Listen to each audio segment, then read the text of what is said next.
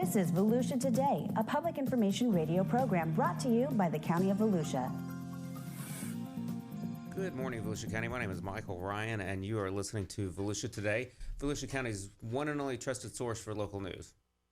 Nailed it. Well, did I nailed it? For our Office fans out there, the Nard Dogs, what he said, nailed it. Nailed it. You ever watch Nailed It on Netflix? I haven't, no. Oh, they make they have to replicate like really challenging desserts, like cakes and stuff like that. But they find like people just off the street who can't cook, and so it's called Nailed It because sometimes they get it right. But you really watch it because it's a train wreck and nobody ever gets it right. I would be one of those train wrecks if you asked me to bake. Oh, yeah. Now, throwing something on the Blackstone? That's a different story bro, now. I do love me some Blackstone. Wait, hold on. A steak, do you Blackstone or grill it? I've converted fully over to Blackstone. Have you? I have. In all transparency, that is correct. My wife's trying to kick me back over to the grill because she took over the Blackstone, but it's so much easier. It's just so fast. Yes. My father-in-law, he's in town. He said, I kind of like the old grill and the steaks better. And I said, well, would you like to buy us one, Randy? Yeah. So he gladly ate his steak cooked on the Blackstone. Randy, if you're listening, we're going to start a GoFundMe for Clayton's Grill, and we'll get you a grill. We'll get you a grill by Labor Day. That'll be our goal. If you're listening this morning, welcome again to Volusia Today, and that was my co-host Clayton. Clayton, good morning. Good morning. And would you like to introduce our other co-host today? I would. Pat, how are you doing this morning? I'm doing mighty fine. I was out for a couple of weeks. I got into some salmonella, but I'm feeling great now. Wow, Pat. Yeah. That just comes right out. I think Pat just violated her own HIPAA laws. Yeah. She said it, not us. It's okay. It's okay. It wasn't my fault. It was something I ate. But I'm dealing with the heat out there, as everybody else is. And boy, it's hot out there. It is. It's not as bad as our friends over in Arizona and the other southwestern states, but it's hot. So it's time to stay inside if you can and stay in the air conditioning. If you don't have air conditioning, there's a lot of things you can do. For instance, you can go to the library. We've designated all of our library branches as official cooling stations. So you can go spend the day there if you want. Read a book, grab a magazine, and take part in some of their fun classes. That's Pat. Pat. If you don't know who Pat is, she sits on our communications team for Volusia County, and she is responsible for News You Can Use, our newsletter. And if you've not signed up for that, please go to the website and sign up for it once a month or a little more often. Sometimes we kick out really, really good, valuable information about Volusia County. Pat, you kicked one out this week about the heat wave. I don't even know what you call it. That's right. We called it the special heat issue. It's got all kinds of tips and ideas on where to go. For instance, you can go to the beach and catch some balmy breezes. They're not going to be cool, but they'll be balmy. Right. And if you bring your dog to one of the dog beaches, make sure their feet aren't getting too hot, because they can really burn the heck out of their pads walking on the hot sand. Yeah, it's easy for us to forget that in our sandals and shoes and stuff, that our pets don't always have things on their feet to protect them from the heat and the concrete and asphalt and stuff. What else was in your newsletter about the heat? There were a couple of stories. Oh, let's see. Gardening. There's some tips on what to do when you're gardening. And, of course, you should go out early in the morning, wear a big hat and sunscreen.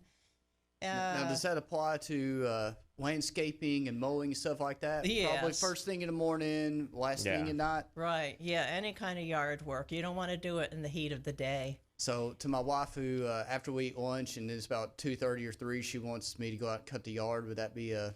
No, you can tell her no. Okay, if next time she asks about that, I almost call you and say, Pat, we talk to my wife and tell her no. Yes. So you tell her no, not me. Okay. Clay, well, you gotta get a couple teenagers, man. Like I look over and my wife's trying to tell me to go out. I'm like, no, that's exactly why we had kids. So I look over, I'm like, you go mow the yard. Yep. And they're 16, so they're dumb enough to go do it at 98 degrees and stuff. They don't care. No, probably doesn't bother them like it does us. No, not at all. And for our follically challenged listeners out there, like me and Michael, Well, yeah. if you're a bald guy, make sure you wear a hat or sunscreen in this time, because I tell you, a sunburn on top of your head is not something to play around with. Yeah, I tell you what, we were in and out of a bunch of buildings last weekend, just in and out of the car, going in and out of building. We were looking at properties and stuff, and I ended up with a little bit of a sunburn just going from the car to, we weren't hanging out outside very long, so you absolutely have to be careful. So, Pat, you touched on pets, And Animal Services is hosting a vaccination coming up. Can you tell us a little bit about that? Maybe. Sorry, Pat, I transitioned a little quick. My bad. Yeah. Let's see. While I'm looking for that, let me share something else about dogs that I learned. Yeah. If your dog is overheated, you don't want to immerse it in cold water because that could send it into shock and possibly kill him. So if your dog is overheated, you want to, of course, bring him inside and then put a cool, wet towel on him.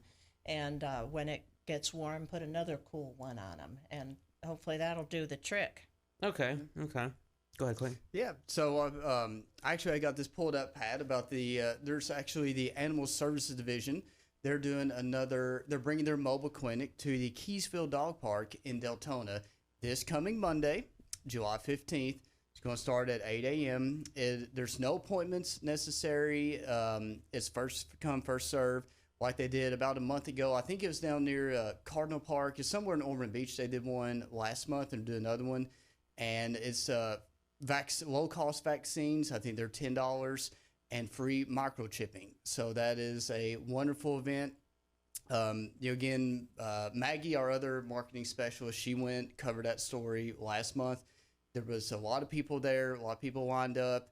Just make sure that you have some form of Volusia County residency. That could be especially your driver's license. Make sure you bring that, utility bill, something that shows you are a Volusia County resident, so you can either get a low-cost vaccine for your pets or the free microchipping. And again, if you ever heard Angela Medema, our Animal Services Director, she is a huge proponent of microchipping. And for those, I think most people know what microchipping is, but for those who don't, it's a little device that she says about the size of a grain of rice that they just put under the dog's skin. If your dog ever escapes your home, gets off the leash, and it's found, the Animal Services Clinic, most shelters and stuff, they're able to wave. She said it looks like a little wand over the pet. When it scans that, it'll pop up information about the owner's name, their address, phone number. So then she said that it really does help the Animal Services team in our shelter, or not our shelters, but more animal services organizations to help reunite lost pets with their owners. That's a great service we offer, and thank you for finding that info before I did. And now, why don't we talk about turtles? We had a big old turtle release. Pat, you have the best transitions Was that ever. a segue? Yeah, that's Okay. All right, enough about dogs. We're going to talk about turtles. Tell us about some turtles, Pat. Yeah, the Marine Science Center released a big old turtle a couple days ago. It's a loggerhead that weighed in at 129 pounds. And they took care of him for about 3 months after he was found stranded in Daytona Beach, and treated him with vitamins and fluids and a nice healthy diet of fish and crustaceans. And they turned him loose, and there was a large appreciative crowd. So if you ever hear about an upcoming turtle release, try and go. They're so much fun. It'll give you goosebumps to see this turtle, paddling his way up to the ocean and then jumping into the surf. I've been to a handful of turtle releases. Never one that was 120 pounds. That is just massive. It is. But it really is. It'll bring a tear to your eye. It really is something to see, to watch them release an animal that they've nurtured back to health, and watch the turtles go under and then pop back up and kind of orient themselves and figure out where they're going. It's really amazing to see that. And if you get a chance, please go do that. No, I've not seen one. So do they put it in the sand and it crawls into water? Do they put it actually in the water and it swims? No, they put it in the sand, maybe about 20 feet away from the ocean, and they let it paddle its flipper its way up to the water line, and then it just all of a sudden it's gone. The little baby ones they put in slingshots, shoot them out there just to give them a head start, So that Not really.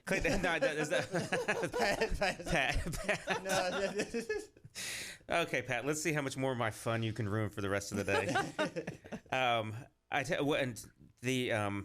Somewhere, Pat, I saw the turtle's name was it Pepperjack? Pepperjack. Yeah, they're naming them after cheese this year, which is kind of fun. Is that true? There's a whole series of cheese turtles? Yeah, they've had funny. some fun names. I learned a few new cheeses, but I already forgot them. But there's a lot of cheese out there. So I tell you what, with cheese turtles, because we just created a whole new term, let's take a break and we'll come back and dig maybe back into the Marine Science Center.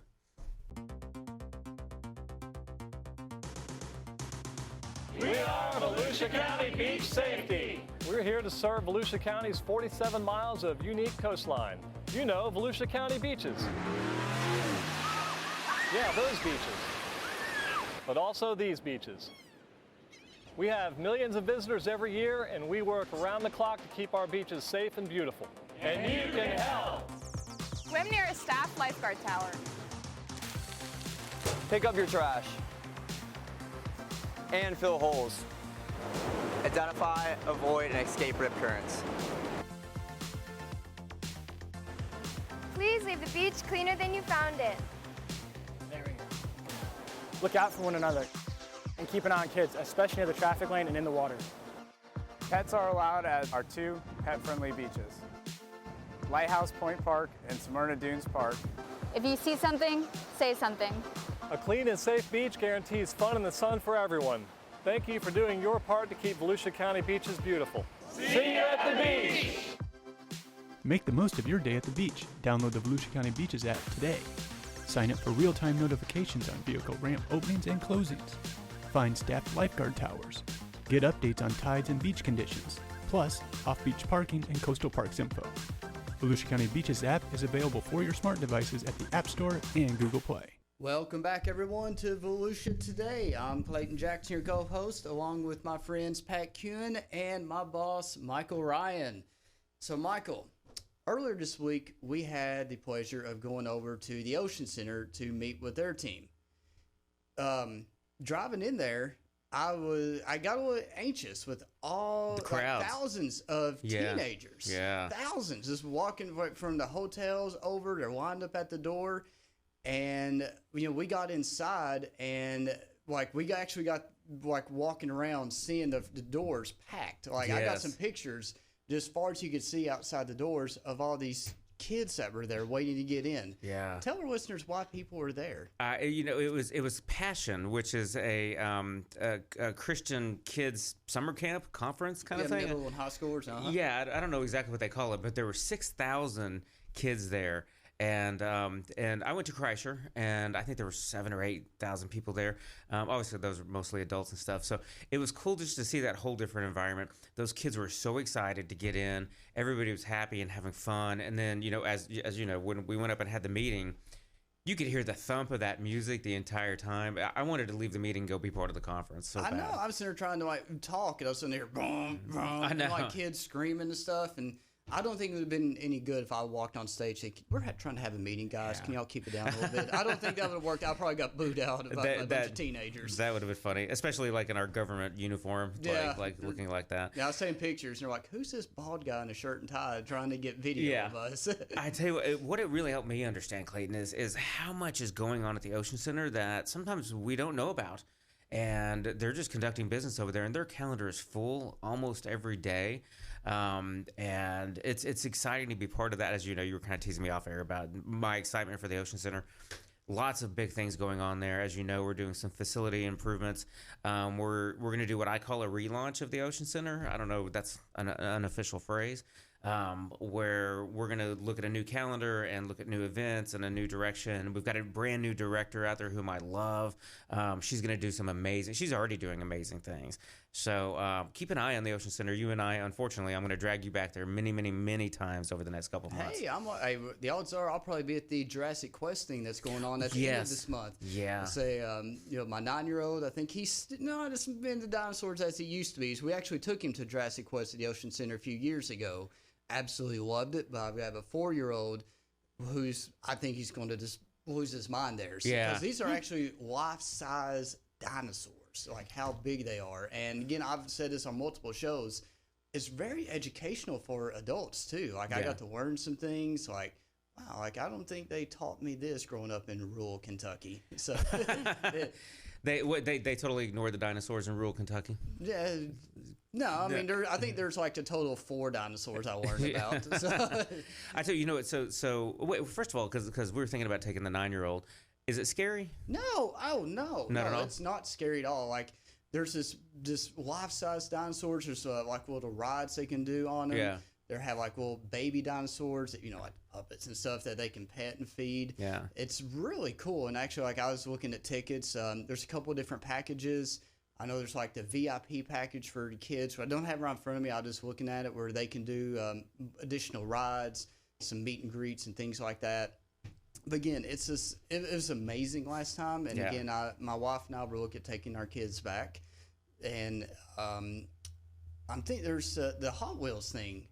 I was just thinking that's also coming up too, right? And my 9-year-old is actually very excited for that one. I think it's like a glow thing too, where they light up and all that. Anything with monster trucks, anything crazy like that, my 9-year-old is all about. Bro, 9-year-old me is excited about that, right? I loved Hot Wheels growing up, and if you take the Hot Wheels and combine them with the monster trucks, have you ever been to a monster truck? No, I have not. No. Oh, it's so super cool. So we are excited about doing that. Lots of big things going on at the Ocean Center. I mean, maybe if you want me to go out there and do a little segment, if you'll let me drive one of the monster trucks, may get a video of that. I mean, I do drive a 2012 Camry, so I think that's somewhat similar.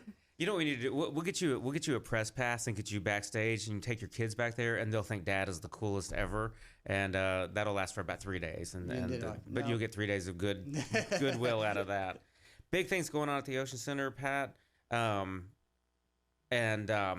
we are gonna relaunch it, and we're super excited about that and what's going on out there. That's right, and they've also got a reptile breeders show coming up in mid-August. Oh, also super cool. I forgot about that. Yeah, I'm not too crazy about reptiles myself, but it sounds like a lot of fun. No, I think reptiles are cool. Now, if it was a spider exhibit, I'd be like Michael's I'd be going to HR. Like, Michael's trying to send me to some spider thing. Like, I can't do that. But reptiles, that's my thing. Great. That's just what I need. One more employee going to HR about me. I tell you, I can do spiders. I can't do snakes, man. The snakes, they're all evil. They will all kill you to death, and they'll gang up on you, and they have guns and knives. Like, I don't even look them in the eye. They freak me out. Anything but spiders. It doesn't bother me. Oh, you know what, Pat? They also just had a gaming convention out there that was super, super successful.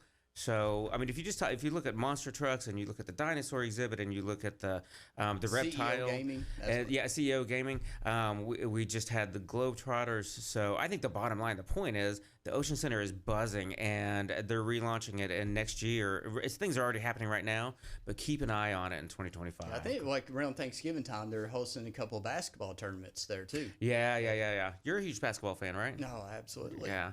Lots of stuff going on out there. After this, we're going to make them get their own show because we are not the Ocean Center show, but we're going to work on that. So I tell you what, let's take a break and we'll come back and wrap it up with some Volusia County news. Subscribe to the Volusia County YouTube channel. And hit the bell icon to know what's happening in your hometown. There are so many great places to explore. And things to learn. With over 1,000 videos available right now, the channel offers something for everyone. Let's go! Did you know we have countless features showcasing history, nature, wildlife, and recreation?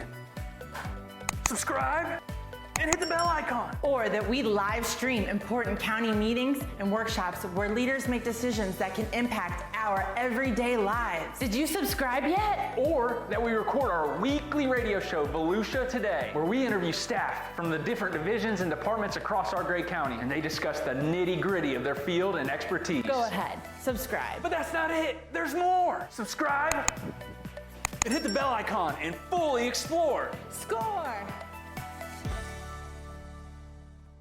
Welcome back to the final segment of today's Volusia Today radio show.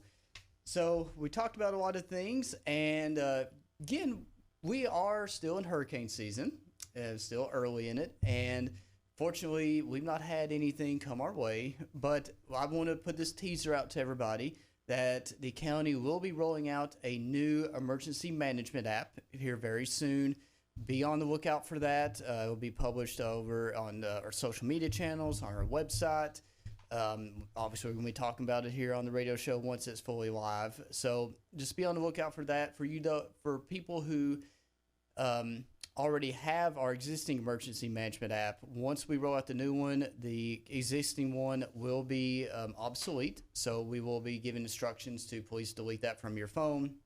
Make sure to download the new one. We'll have pictures on our social media and to the media showing this is what the old icon looks like. This is what the new one looks like. Download that. And for those who have never downloaded the emergency management app, Just little details of what it is. It is truly your one-stop shop during a crisis situation. Obviously, during hurricanes, that's the most prevalent one, but we could also use it for a multitude of events, such as including a wildfire. But it is a great resource that you'll get push notifications. This is what's going on. Sandbag locations, whenever we get word that the county or any of our municipal partners that are going to be doing sandbags will have locations, times, what they need to bring, weather conditions, and again, it's just any type of bridge closures or evacuation orders, all of that will be there, and it's actually going to be integrated into the Emergency Management Division's social media feed. So anytime that they post anything on, or we post anything on the emergency management, it will pop up and you can get that there.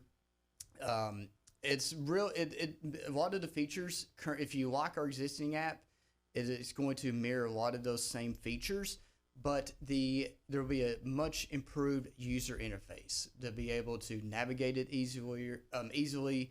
And I've actually got to play with it for a little bit myself. It is amazing. It looks beautiful. I just have to give a shout out to Clint Meekum, our emergency management director, and multiple of our IT professionals here at the county, because they actually developed this from the ground up, and it looks amazing. Clint, I tell you what, first of all, my wife will tell you I needed a much improved user interface. I'm going to remember that title. That's so much today. I tell you what, I had a wake up call this week about hurricanes. And Pat, I'm gonna give you a real quick test, right? A real quick quiz. And I tell you, it's relevant to this wake up call that I had when I talked to some friends a couple days ago. There was a hurricane that just came through the Atlantic. Do you know what it was called? Beryl. See, I shouldn't have asked you. I should have gone to Clayton, because you're going to answer all the questions right. Sometimes. Where did it go? It went to Mexico and then headed up to Texas. Okay, there you go. And left us alone. And left us alone, right? And I was sitting in a meeting where a lot of our emergency management people said, we have sympathy and empathy for the places where it's going, but just not us, right? That's kind of the general consensus, is not us. I talked to some friends of mine in Houston the other day, and it reminded me of how quickly, when the hurricanes don't come to us, how quickly, or any natural disaster, how quickly we all move on with our lives and forget. Mm-hmm. And, I'm going to the beach this weekend, right? And I was in the mountains last weekend as I'm living my great life and all that stuff. I talked to my friends in Houston. There are 5 of them in a 1-bedroom apartment because they've not had electricity for 5 days or something like that. And it's like, it's Houston, so it's 150 million degrees or something like that. It's horrible there. And my friends, their oldest son just moved out, got his own apartment. And as soon as he did, the hurricane came through and the entire family moved into his own apartment. So that poor 19-year-old who just finally got a little bit of freedom, now his family moved in with him and they're all living in his living room. He's returning the favor. Yeah, well, that's what I told them. That was some kind of payback and stuff. But when I was talking to them, they're like, oh yeah, we're all kind of sleeping in this 1 bedroom and on the couch, and they're all fine and they're all safe. But it was a wake-up call for me about how much, even if it doesn't, tear up your house or tear up your car or whatever it is, it still displaces everybody. And electricity, and especially in the middle of summer, is important and stuff. So a shout out to there are still people with that have suffered a lot of damage, a lot of loss of electricity, still lives disrupted right now. Clayton, the whole point of that is that's why it's important to go get this mobile app. Yeah. Because for us here, we know it's just a matter of time. We will get, if it's not a direct hit, we're going to get brushed at least at some point probably this season. So especially because it's such an elevated season as far as predictions go and stuff. So where do we get the app again? Refresh my memory. Oh, it will be available on both the Apple App Store and the Google Play. Okay. So again, looking at any day, they're just doing the final testing on it. So once I get the word on that, got a news release ready. It'll be all over social media with direct links to download the app.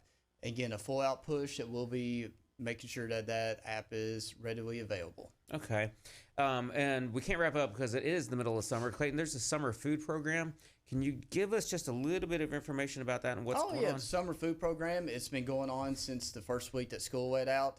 The county, we operate on approximately 60 sites through the county. It's a lot. Yeah, where children can go get free breakfast and lunch, and it's nutritionally balanced, and there's no income requirements. There's no pre-registration. Literally, if a child wants food, They go there, they get their meal and the wine, they sit down and eat it, and then some places offer some more recreational and learning programs, and some they just can go on their way. It is a wonderful program. If you need to find a site, just go to summerbreakspot.org. You put in your address, and it will show you the I think 4 or 5 closest feeding sites to you. Okay. What a great program. And you don't have to, do you have to show ID? Do you have to show anything? Nope. Literally, That's it's like pretty the amazing. kids, they just go, they get their meal, they sit down and eat, and then they can go on their merry way. Yeah, that's pretty amazing. So many of the programs we offer, you have to prove residency or you have to prove income eligibility and all that stuff. And it can be kind of, there are reasons for that, and I understand it. A lot of it's tied to federal grants and stuff. But to be able to just walk in and receive the service, and especially food in the middle of the summer for a lot of children who may not have access to that. But every single site that we have is mandated to be put in an area, in the school area, where at least 50% of the children who go to that school are on free or reduced lunch. All right. Again, it's summertime, and it is Volusia County, so I'm assuming a lot of people are going to go to the beach. Please be safe at the beach this weekend. I forget the exact number. I think it was roughly 288 people we rescued over the 4th of July holiday weekend. That's a lot of people. Even for our lifeguards, we're saying that's a lot of people. So if you're out there, the rip currents are very, very rough, very strong. Please swim in front of a lifeguard stand this weekend and be safe. Pat, you have big weekend plans? Not yet, but I think I might go and paint my house a little more. Oh, wow, okay. Yeah, What color? I know how to have fun. Well, yeah, I know. I want to go live Pat's weekend life. It sounds so peaceful. Clayton, you got big plans for And the weekend? Michael, and for Alicia out there, you never want to correct your boss on anything, but you just said 288 rescues over the holiday weekend. Yeah, what was it? 588. Oh my gosh, see, that's such a better number. Yes. Or worse number. I don't know. But that just shows the importance of downloading that Volusia Beaches app and always swimming near a staff lifeguard tower. That's what our people exist for, is to rescue you. Absolutely. So if you're out this weekend, please do that. Be safe. Watch the heat. Watch the heat for yourself. Watch the heat for your kids. And watch the heat for your families and your pets. And have a good weekend, Volusia County.